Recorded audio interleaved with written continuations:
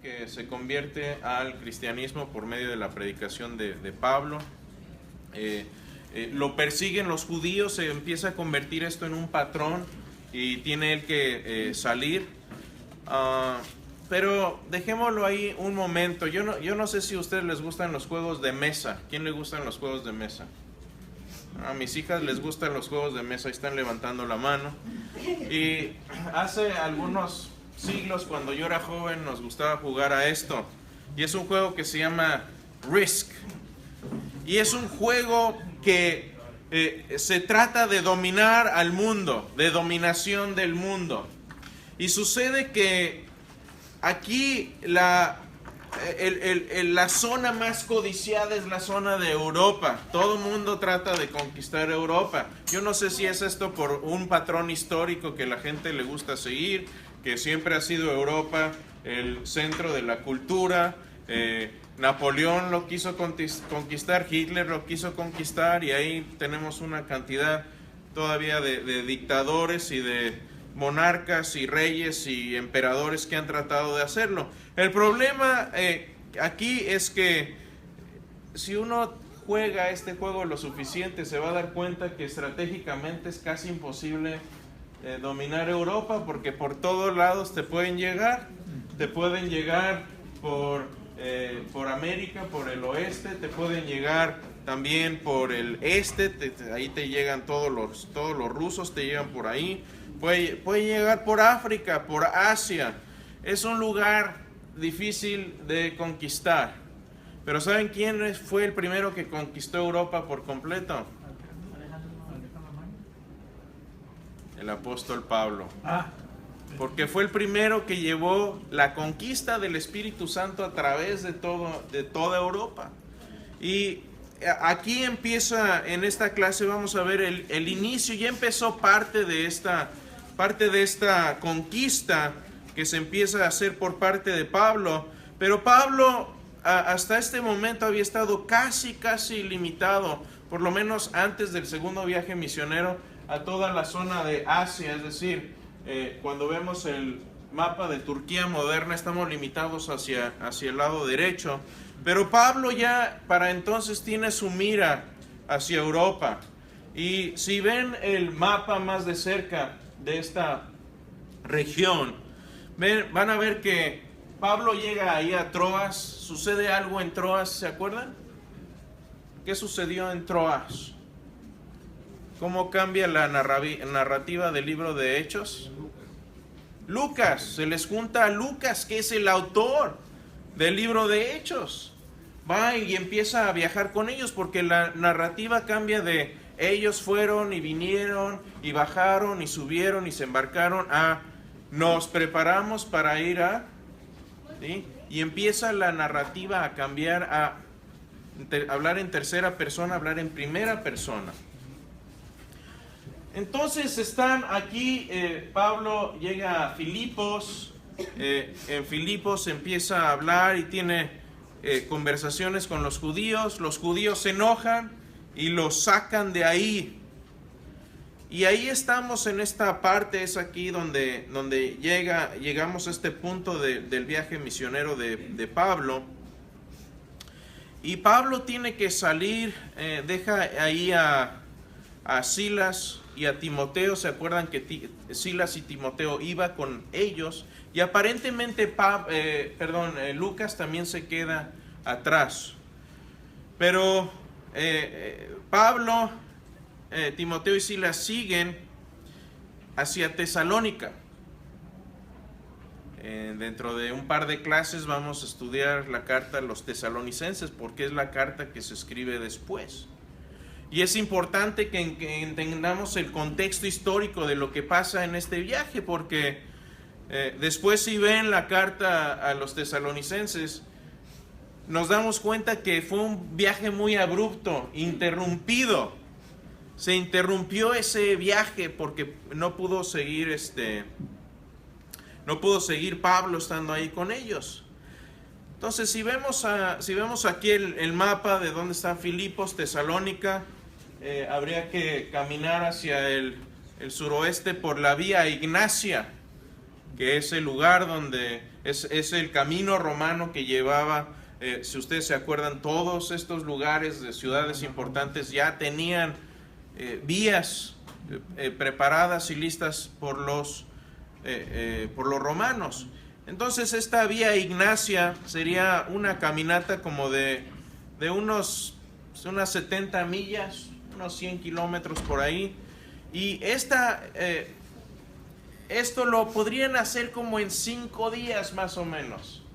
Una persona en forma podría caminar unas 20 millas al día.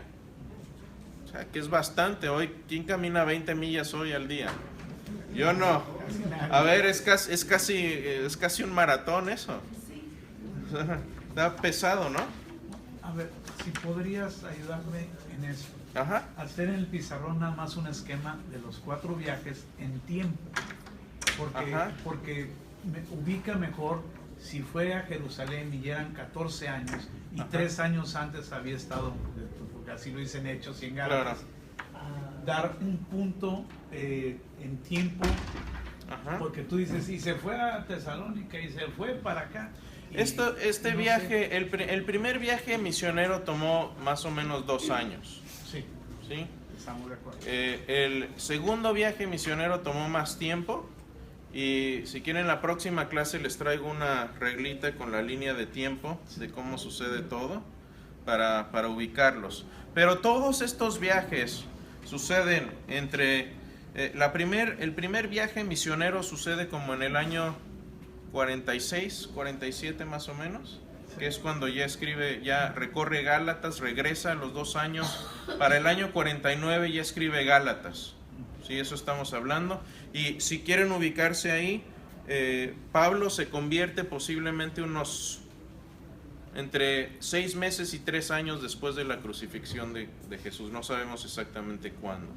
Y ahí está el periodo de esos años de los que hablas. Y lo que sucede es que cuando citas, al menos a mí, me lleva en mi mente Hechos, me lleva a Gálatas, me lleva así, pero lo estamos siguiendo cronológicamente, ¿sí? Sí. Entonces ahorita ya Pablo ya escribe Gálatas. Okay. Ya tenemos Gálatas escrito y empezándose a repartir por las iglesias de Galacia. Sí. Y ahora en el segundo viaje misionero dice, vayamos a revisitar estas iglesias a ver cómo están. Y este es el viaje, ya recorre esa parte, después llega a Troas, a Filipos, de Filipos le echan y tiene que seguir su camino hacia Tesalónica. Sí, ahí estamos en la cronología más amplia, ¿no? Y donde me pierdes, creo que existe una persona que dirige de las primeras cristianas siendo mujer, y para cuando Pablo llega fue establecida por Marcos o por Bernabé, y ya tienen una gran comunidad cristiana, nomás que empieza con él, la persona, pero no, ahorita no me viene a la mente. Okay. Por eso ese es para mí. A lo mejor ahorita mientras recorramos te viene a la mente. Sí. A lo mejor estás pensando en Colosas, porque Colosas no fue fundado por Pablo, fue fundado por Epafrodito y ya había una comunidad ahí, pero no nos adelantemos. ¿Hasta ahí estamos bien? Ok, entonces recorren 5 días a pie más o menos, y en aquel tiempo pues había que usar sus dos patas, habría que ir a pie, o si uno pues era más rico podría ir a caballo o en su borrico. Hoy pues ya tenemos medios más lujosos de manejar. Yo voy a Austin, son 215 millas y llego 170 millas, llego en 2 horas 15 minutos. No está mal, y voy con aire acondicionado, oyendo música, acá era sufriente el camino, o sea, tomemos eso en cuenta también. Y entonces Pablo llega aquí, como era su costumbre, y llega a Tesalónica, y como era su costumbre, llegó a razonar dice la escritura, a razonar con las personas de Tesalónica en la sinagoga acerca del Antiguo Testamento. Y eso lo hace durante 3 sábados seguidos. Entonces, 3 sábados seguidos en Tesalónica, Pablo va y visita a estas iglesias. Visita esta sinagoga y habla con ellos. Ahora, un dato interesante aquí para mis hermanas. Hay un pedacito ahí en uno de los pasajes que dice que se convirtieron algunos y se convirtieron también algunas mujeres prominentes. Y sucede que yo creo que ya es cuestión de, desde antes también, que las mujeres luego tienden a ser más devotas que nosotros los hombres. Pero ya había mujeres simpatizantes con los judíos que posiblemente no eran judías, que iban a la sinagoga a escuchar. Y ahí dice que se convirtieron varias mujeres prominentes, posiblemente que no eran ni siquiera de trasfondo judío. Ahora aquí quisiera resaltar una palabra que me hace un clic por ahí. Ustedes saben que mi especialidad es la apologética, la defensa del evangelio, la defensa de la fe. Eso es lo que estudié durante varios años. Y me llama la atención que la palabra que usa Pablo aquí es: Pablo razonó con ellos. Podemos discutir eso y debatirlo, pero nuestra fe no es una fe ciega, en el sentido de que yo tengo que ser un completo tonto para creer lo que creo y lo que leo en la Escritura. Pablo no llegó y les dijo: ¿saben qué? Jesús resucitó, créanlo. Oh, pero los muertos no regresan. Ustedes tengan fe, hombre. Y ya, no pregunten. A ver, muchas iglesias así tratan este tema.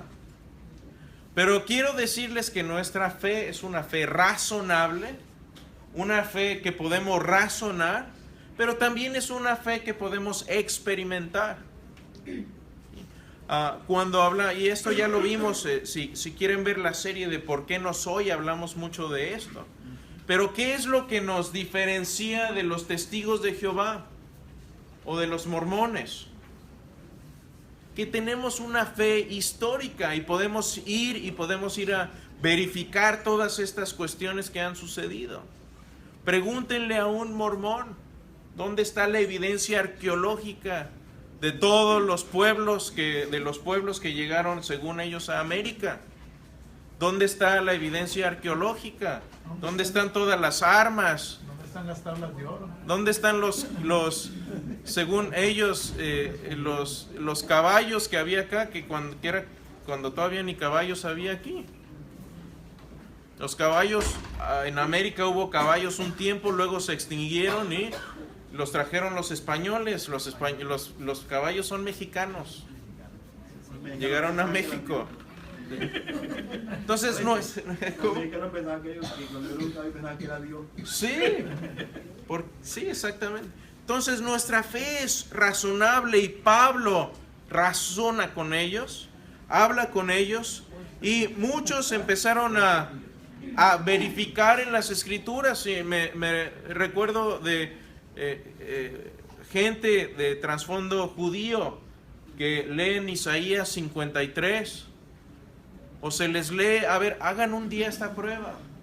Una persona que no esté familiarizada con este pasaje, háblenle o léanle Isaías 53, el final del 52 y el 53 de corrido, y pregunten de quién está hablando esto.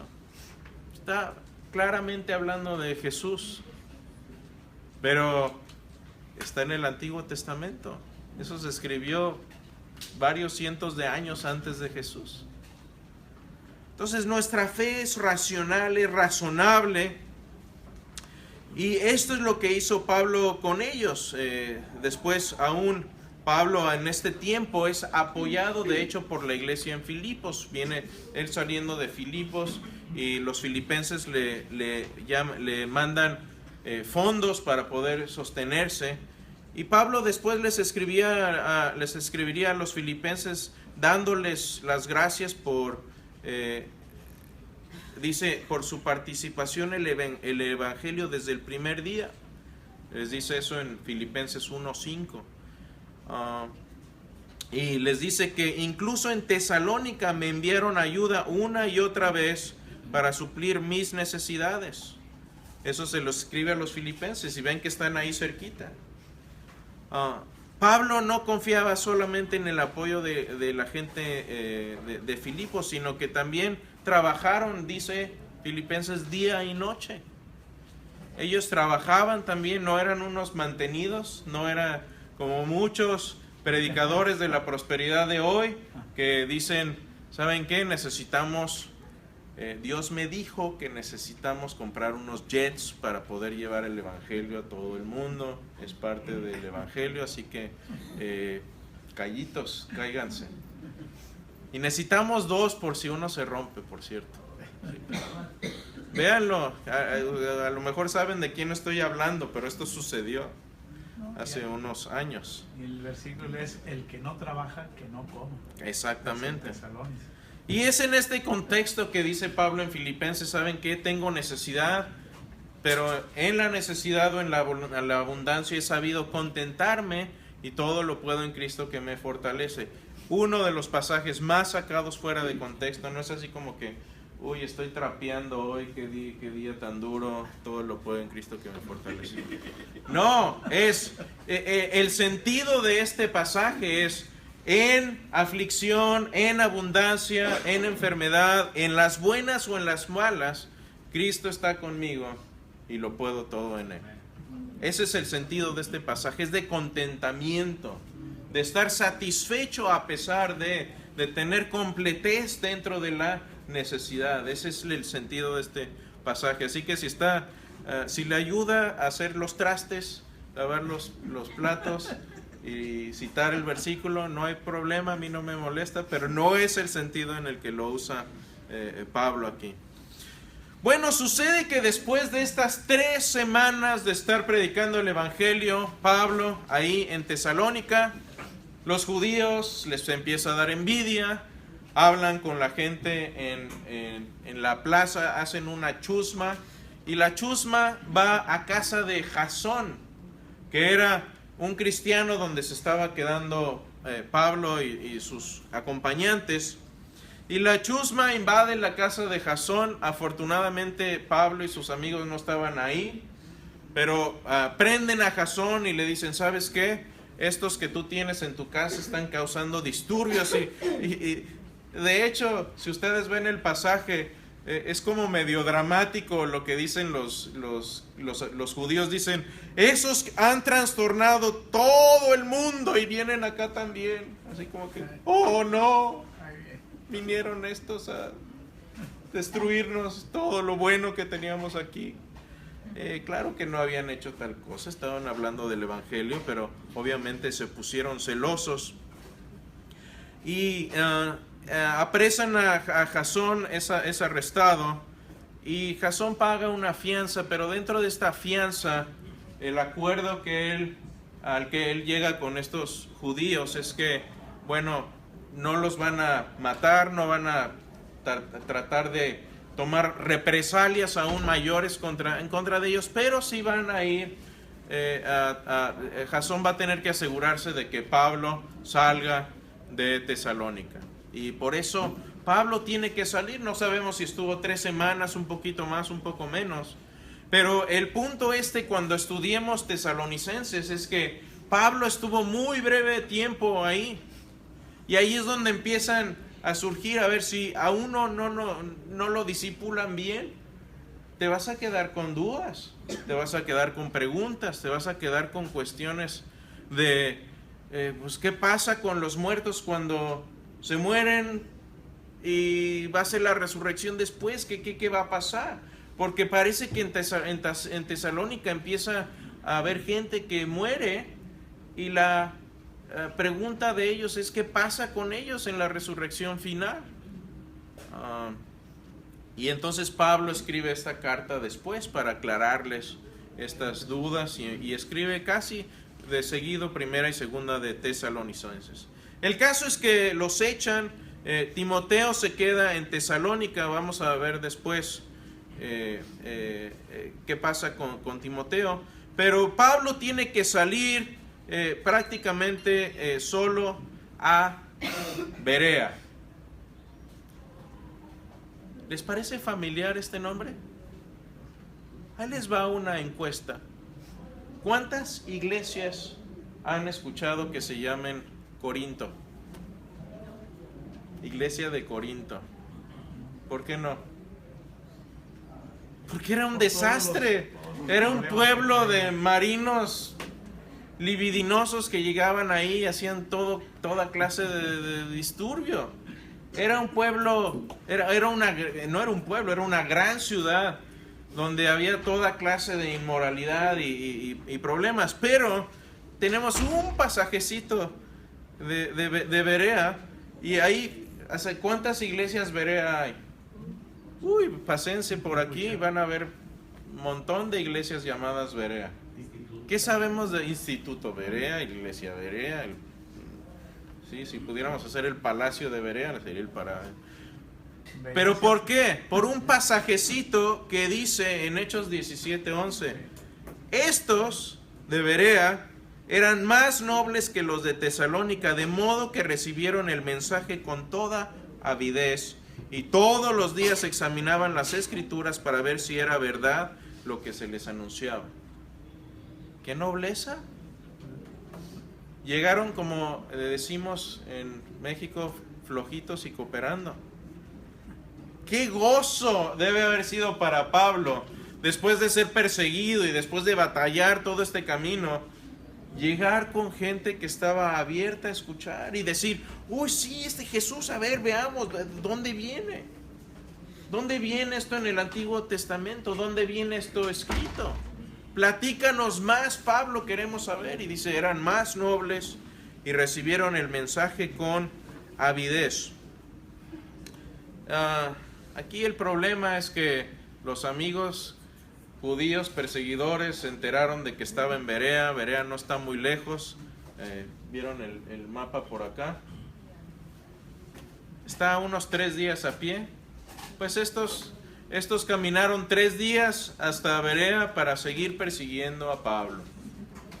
Y a pesar de que los de Berea eran nobles y escucharon y recibieron bien el mensaje, Pablo de nuevo tiene que salir de ahí.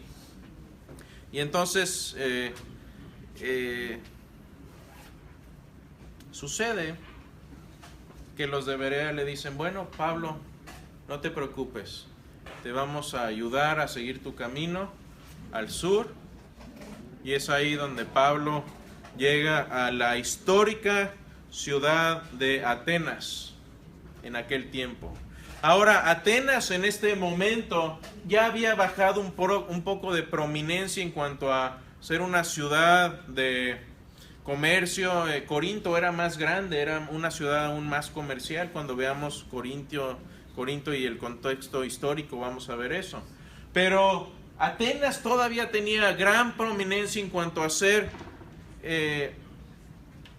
una ciudad independiente, porque cuando los romanos conquistan toda esa zona y se encuentran con la grandeza de Atenas, la dejan en un lugar de honor y le dan cierta independencia a esta ciudad. Pero este es un mapa más o menos topográfico de esa zona. Y hasta arriba está el Acrópolis, la morada de los dioses.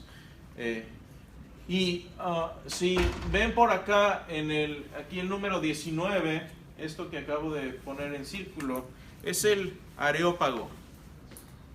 El Areópago es, en traducción vernácula al español, quiere decir la colina de Marte.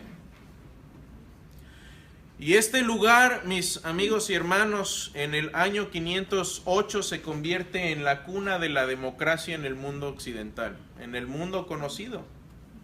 Fue aquí donde nace la democracia, en la colina de Marte. Se forma un concilio ateniense aquí, en este lugar elevado. Y era un lugar... ¿saben lo que es un bucket list? Eso es una lista de cosas que uno quisiera hacer antes de morirse. Y parece, si Dios me da tiempo, que el año que entra voy a poder hacer esto. Pero uno de mis sueños es pararme en el Areópago y recitar el discurso de Pablo a los atenienses. desconocido. Y vamos para allá. Pero este lugar tenía prominencia en esta ciudad, porque estaba elevado y estaba por sobre la ciudad, pero estaba abajo de la colina de los dioses. Entonces estaba en un lugar simbólicamente situado para regir por sobre la gente, pero abajo de los dioses. Y por eso ese lugar es tan históricamente eminente, la colina de Marte. Y es un lugar sumamente histórico, porque aquí en Atenas es por ahí del 400 años antes de Cristo, que se construye el Acrópolis, y tenemos a Sócrates, que vive en este tiempo con su discípulo Platón. ¿Quién no ha escuchado de estos hombres? Por ahí del 300 tenemos a otro discípulo de él, Aristóteles. Y Aristóteles fue les digo, discípulo de Platón, pero fue también tutor de Alejandro Magno, del hombre que conquista todo el mundo conocido. Eso a lo mejor no es un dato tan conocido, pero Aristóteles fue el que educó a Alejandro Magno. Y es un hombre que hoy día seguimos estudiando. Este hombre sentó bases de física, de metafísica, de poesía, de música, de drama, de lógica, retórica. Hoy en día no se puede abrir un libro acerca de cómo hablar bien de retórica serio que no mencione a Aristóteles, porque él fue el que sentó las bases de esto. De hecho, si política, civismo, ética, teología, este hombre era un verdadero todólogo. De todo sabía. Biología, zoología, etcétera. De hecho, él establece las bases de la retórica, en que la retórica tiene 3 elementos. Una de ellas dice es el logos.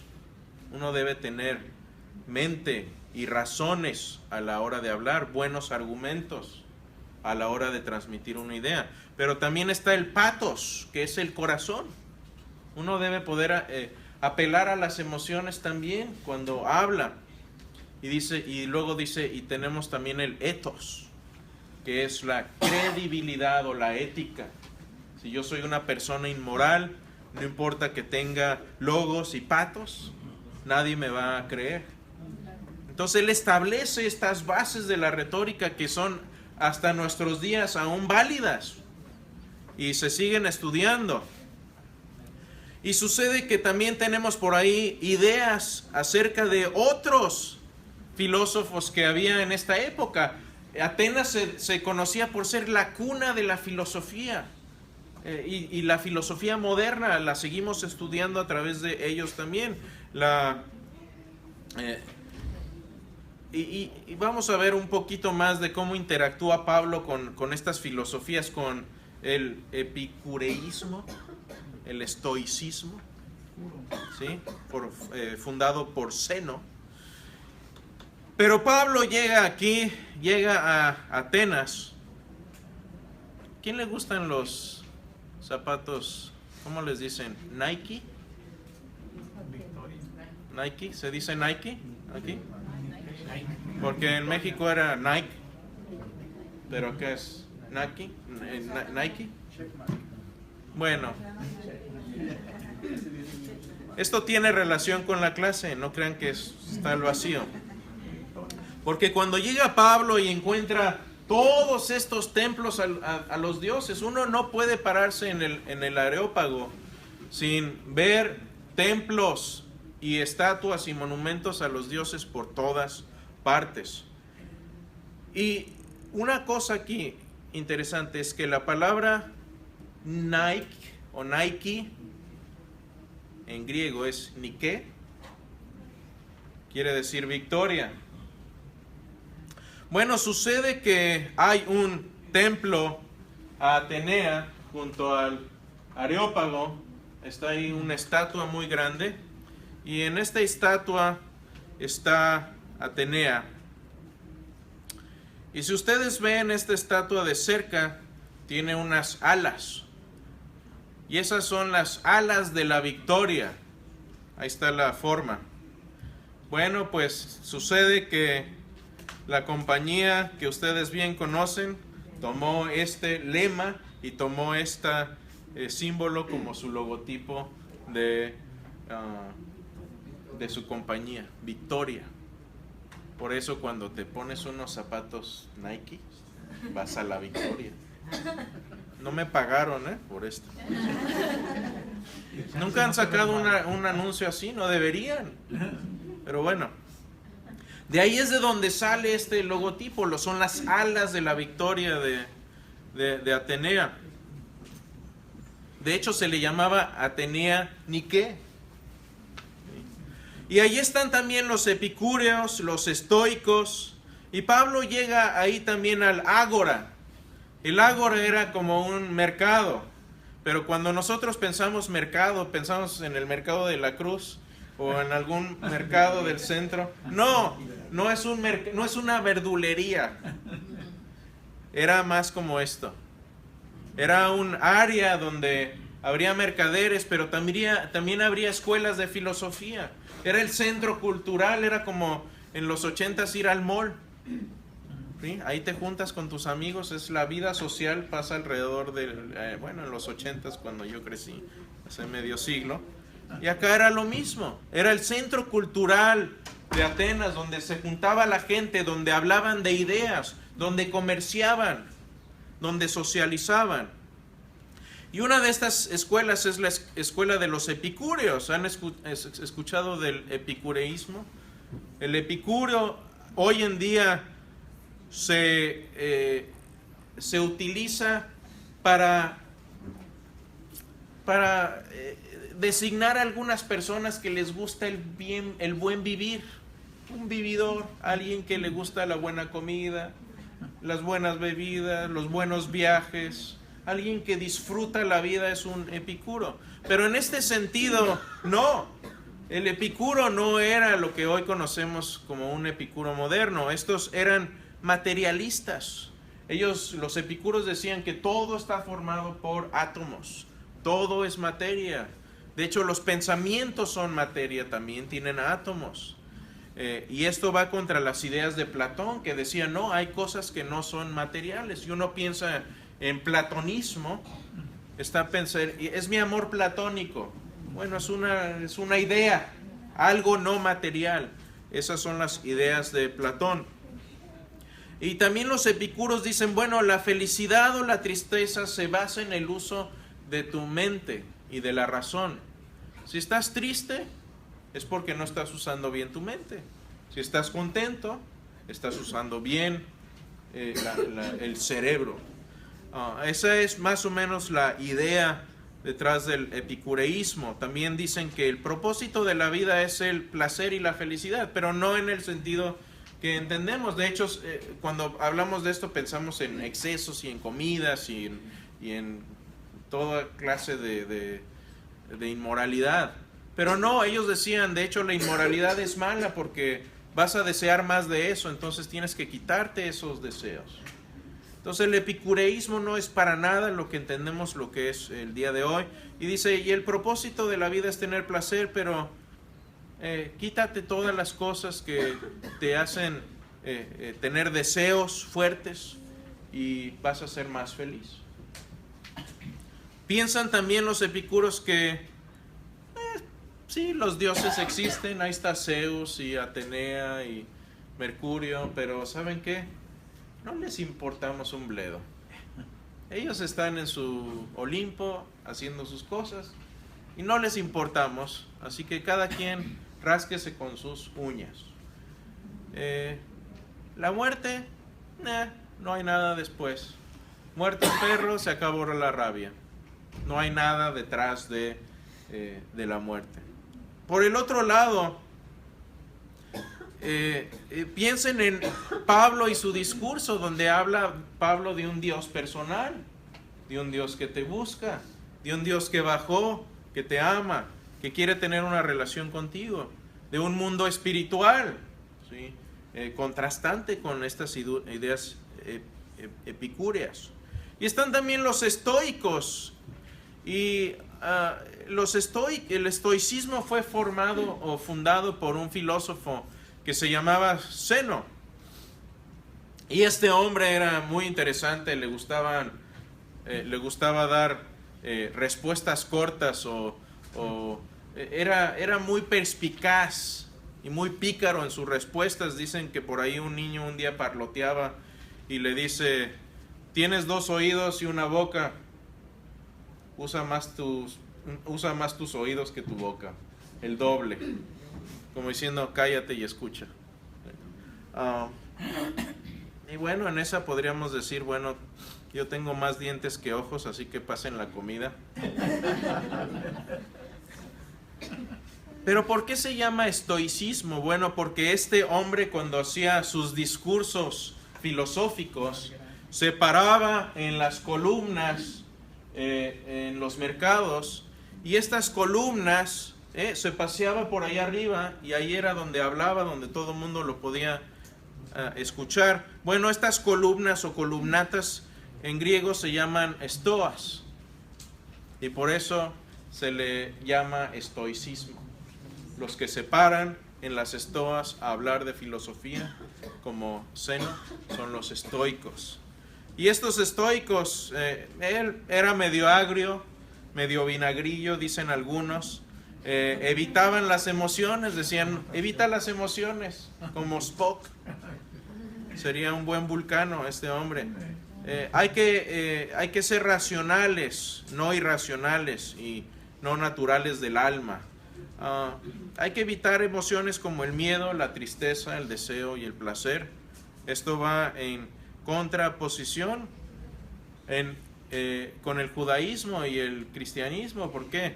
A Dios no hay que tenerle miedo, pero sí hay que tenerle temor, respeto.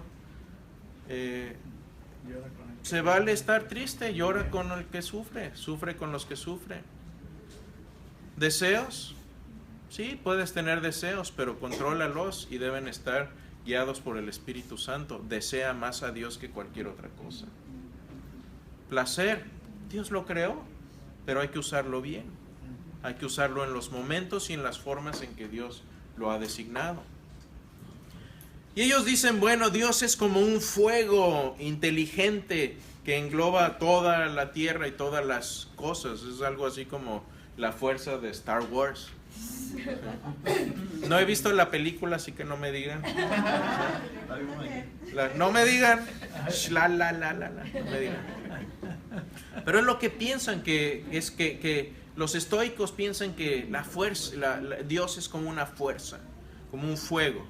Y entonces aquí Pablo es llevado ante el concilio en el Areópago, junto a los regentes de la ciudad, y ahí es donde Pablo se para a la usanza de los discursos de la antigüedad, con la mano levantada, con la mano derecha hacia arriba, en señal de voy a hablar, escuchen.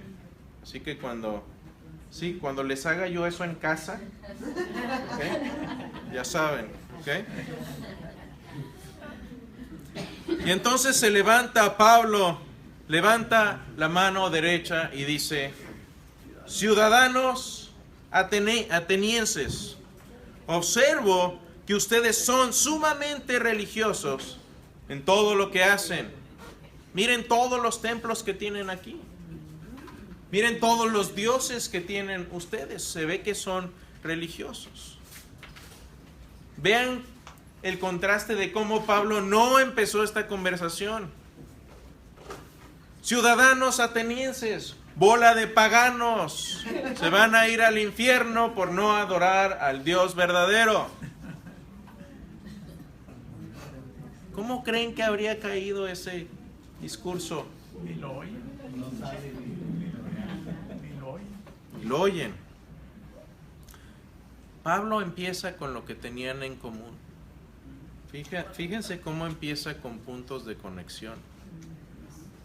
No empieza antagonizando. Empieza empatizando. Al pasar y fijarme en sus lugares sagrados, encontré incluso un altar con una inscripción que decía: a un Dios desconocido. Pues bien, eso que ustedes adoran como algo desconocido es lo que yo les anuncio. De esto les vengo a hablar hoy. El Dios que hizo el mundo y todo lo que hay en él es Señor del cielo y de la tierra, y no vive en templos construidos por hombres, ni se deja servir por manos humanas como si necesitara de algo. Dios no nos necesita. Hasta aquí probablemente los estoicos están escuchando su razonamiento, diciendo: a lo mejor tiene sentido. Los epicúreos a lo mejor no tanto. Dice: por el contrario, Él es quien da a todos la vida y el aliento y todas las cosas. De un solo hombre hizo todas las naciones para que habitaran toda la tierra, y determinó los periodos de su historia y las fronteras de sus territorios. Esto lo hizo Dios para que todos lo busquen, y aunque sea a tientas, lo encuentren. En verdad, Él no está lejos de ninguno de nosotros, puesto que en Él vivimos, nos movemos y existimos. Como algunos de sus propios poetas griegos han dicho, de Él somos descendientes. Déjenme decirles algo que a lo mejor les cae como shock. Pablo está citando a un filósofo y a un poeta pagano para conectar con ellos, porque Pablo conocía lo que ellos hablaban, lo que ellos creían, y aquí viene la importancia de conocer y entender a otras personas que no creen como nosotros. Necesitamos poder tener esos puntos de conexión con ellos. La primera cita que dice, puesto que en Él vivimos, nos movemos y existimos, es una cita de un filósofo llamado Epiménides. Ya no tenemos sus trabajos el día de hoy, pero tenemos citas de él, y tenemos padres de la iglesia que seguramente tenían esos escritos y que dicen, sí, esto viene de Epiménides. No podemos estar seguros al 100%, pero ahí está. La segunda cita donde dice, de Él somos descendientes, es una cita del poeta Arturos. Y tiene una obra que se llama Fenómena, y ahí es donde escribe esto, y todavía tenemos esa obra, la pueden leer el día de hoy. Entonces Pablo cita a los griegos y estudió para poder interactuar con ellos. Tenía ese conocimiento y esos puntos de conexión con ellos para poder hablar en su propio idioma. Porque imagínense, si Pablo hubiera llegado con ellos de la misma manera que llegaba a las sinagogas, ¿de qué les va a hablar? Del Antiguo Testamento no lo conocen, no lo entienden. Entonces Pablo empieza a hablar en su idioma. Entonces Pablo no compromete el mensaje. Ahorita vamos a ver lo que va a decir. Jamás compromete el mensaje del Evangelio, pero sí lo encapsula en un contexto que fuese relevante a las personas y a su audiencia en ese momento. ¿Está claro eso? Una gran lección para nosotros. Sí. Muy sencillo, pero aclárame, porque depende mucho de las traducciones. Ajá. Precisamente el Nuevo Testamento, tomando ese mismo sentido, en un momento dice, porque en Él somos, nos movemos y estamos. Y Tito también lo menciona. Y introduce precisamente sí, la permanencia del Dios en nosotros. Sí. Y esa es también es un parteaguas con los filósofos antiguos. Pablo está haciendo aquí algo que a lo mejor en nuestros tiempos hoy no sería muy escolásticamente aceptable, que es tomar un contexto y contextualizarlo en otra forma, en otra manera. Lo está contextualizando. A lo mejor si Epiménides hubiera estado ahí, hubiera decir, hey, no, ese no es el sentido en el que lo dije, pero Pablo está haciendo ese punto de conexión con ellos. Y creo que Platón fue el que dijo primero pienso y después existo, cosa contraria ya en la idea cristiana judea, que es soy porque por él existo. Sí. No sé si me explico. Y es interesante, o sea, primero está el logos, la razón, pero Dios es la fuente de la razón. Es decir, si así se meten en teología devanante de sesos, si se ponen a ver, hoy en día, por ejemplo, uno de los trabajos que los teólogos se han metido más, y si yo fuera ateo y quisiera refutar más bien la existencia de Dios, me iría por esta línea de decir, bueno, Dios es autoexistente. Ok, eso se llama aceidad divina. Esta es la cápsula nerd de la clase de hoy. Entonces, si se pierden esto, no se preocupen. Aceidad divina quiere decir que Dios es autoexistente e independiente de cualquier otra cosa. Ahora, los platonistas dicen, no, hay otros objetos que existen también necesariamente e independientemente de la mente de Dios, como números, conjuntos, ecuaciones. La lógica, las matemáticas existen independientemente de Dios. Por lo tanto, Dios ya no tiene aceidad y por lo tanto Dios no existe. Eso es lo que dicen algunos. Ahora, si quieren leer de eso, esa es la clase más difícil que lleven apologética, no la quiero volver a ver. Hay respuestas muy razonables a estos, hay otras ideas como conceptualismo que dicen, no, estas ideas no son independientes de Dios. Dios no las creó, sino que son parte de la naturaleza de Dios. Dios es lógico, Dios es logos y por eso existen las leyes de la lógica, las matemáticas, los números.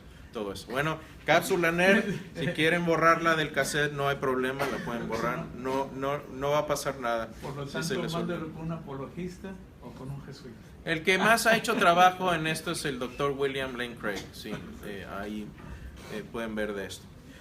Bueno, ¿qué sucede acá? Y él dice, y él ha fijado un día en que juzgará con justicia por medio del hombre que ha designado. De ello ha dado pruebas a todos al levantarlo de entre los muertos.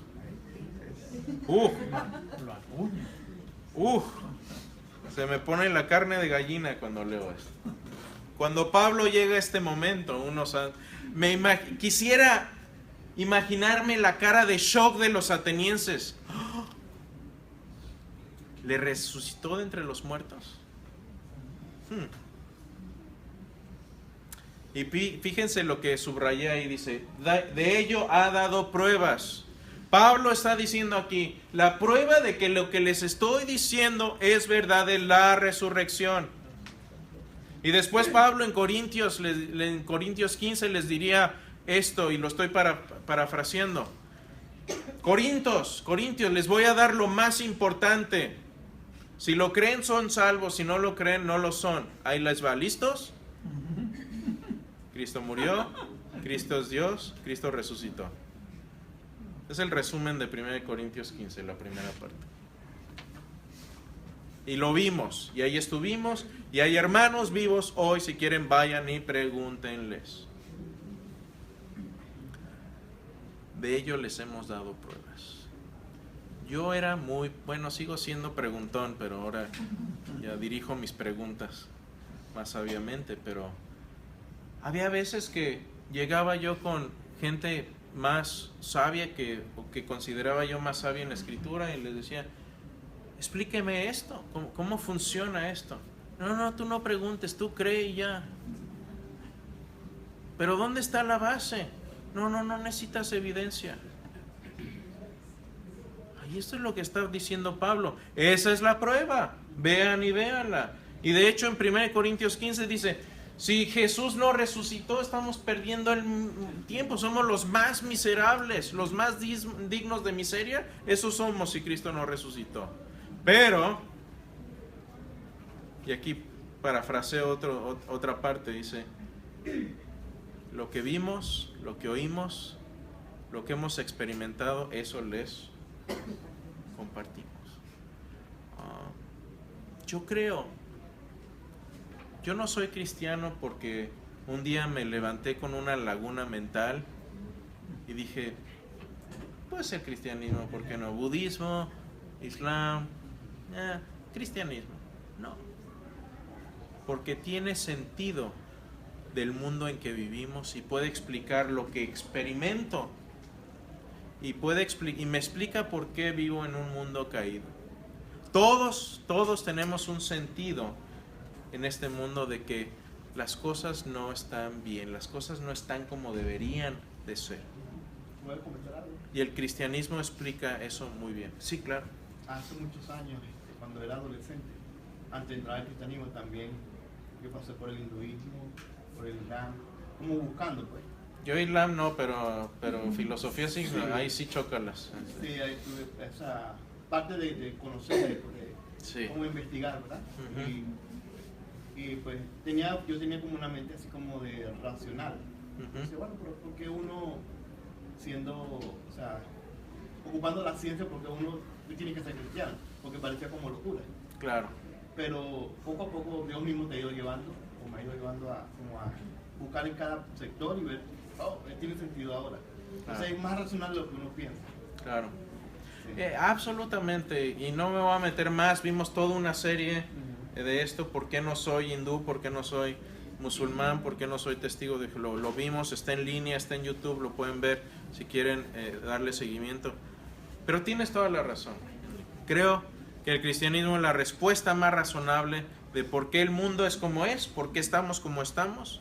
Y Jesús es la respuesta al problema y al dilema humano. Dios no se quedó ausente y aislado del mundo y dijo, bueno, pues hay pobres, que se los cargue el pintor, a mí no me importa. No. Él dijo, voy a bajar a arreglar este problema, y el que quiera venir, le doy vida eterna. El que no quiera venir, no lo voy a forzar. Y así es como viene Jesús, y el instrumento de la cruz se convierte en el instrumento de nuestra salvación. El instrumento de su tortura se convierte en el instrumento de nuestra redención. Amén. Algunos puntos para casa. Muchas veces nuestro sufrimiento viene por hechos de otros. Por gente que malintencionada o bien intencionada nos causan daño. Pablo experimentó mucho de eso, pero a pesar de aquello, él fue y siguió el mandamiento a pie de Jesús cuando dijo, amemos a nuestros enemigos y oremos por los que nos persiguen. Qué tremenda lección. Porque nuestra reacción humana es, me la va a pagar. Diente por diente, ojo por ojo. Esta no se la perdono, ya no se la paso. Pero ¿qué es lo que hace Jesús? Dice, no merecen que los salve yo, pero los amo. No quiero que pasen una eternidad separados de mí, quiero bajar y abrazarlos, y eso es lo que hace Dios mismo cuando viene con nosotros. Eres como la gente de Berea, que eran de sentimientos más nobles, de modo que recibieron el mensaje con avidez y todos los días examinaban las escrituras para ver si era verdad. ¿Somos bereanos o somos corintios? No me contesten, no levanten la mano, cada uno sabe. Pero la idea aquí es, no podemos cambiar nuestro corazón y nuestra mente, al menos que abramos las escrituras con todos los días y que busquemos con avidez para ver si lo que viene ahí es verdad. Y mi conclusión después de estudiar más de 25 años es que creo que esto es verdad, y por eso lo voy a seguir. Y finalmente dice Juan 17, y esta es la vida eterna. Fíjense, la fuente de la eterna juventud ha sido un mito que han perseguido durante siglos y siglos los exploradores y viajeros. Y aquí Juan nos da la fórmula. Esta es la fórmula de la vida eterna, que te conozcan a ti, el único Dios verdadero, y a Jesucristo, a quien tú has enviado. ¿Quieren la fórmula de la vida eterna? Esta es. Juan, que dijo, he aquí, el Logos, el Dios que se hizo carne y habitó entre nosotros. Creer en Él es la clave a la vida eterna.